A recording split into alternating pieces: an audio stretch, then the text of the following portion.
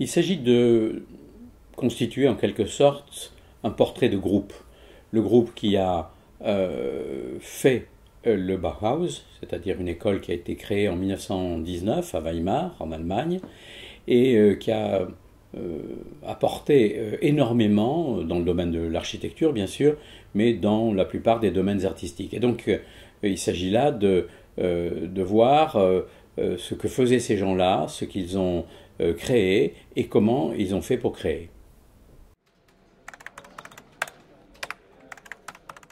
C'est un peu complexe de donner la totalité de l'apport de l'école en question, parce que cet apport est à peu près tous azimuts, même si on pense d'abord à du mobilier, à de l'architecture. Il y a une simplification des formes et il y a une volonté d'aller à l'essentiel de l'utilisation qui est faite de l'objet.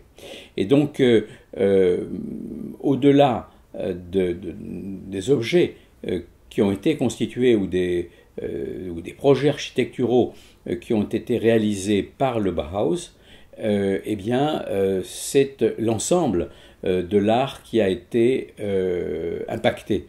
D'ailleurs, il suffit de dire qui se retrouvait dans cette fameuse bande du Bauhaus, des gens comme Kandinsky, comme Mies van der Rohe, comme Paul Klee, pour Gropius, pour voir qu'en effet, on était au cœur de la création de cette période.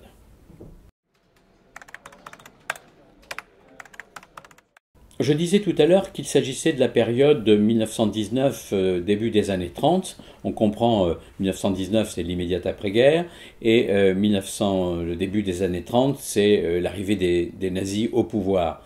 Et on imagine bien que, compte tenu de l'attitude artistique, mais également de l'attitude politique des gens qui constituaient ce groupe, qu'ils n'étaient pas en odeur de sainteté auprès des nazis. Très rapidement donc, ils vont être pourchassés, la plupart d'entre eux vont partir en exil, et enfin, on va les interdire d'exercer. Et donc, en Allemagne même, la bande en question, mais leur groupe, va être empêché d'œuvrer, mais il va y avoir beaucoup de descendance de ce qu'a fait le Bauhaus dans ces années-là en Allemagne.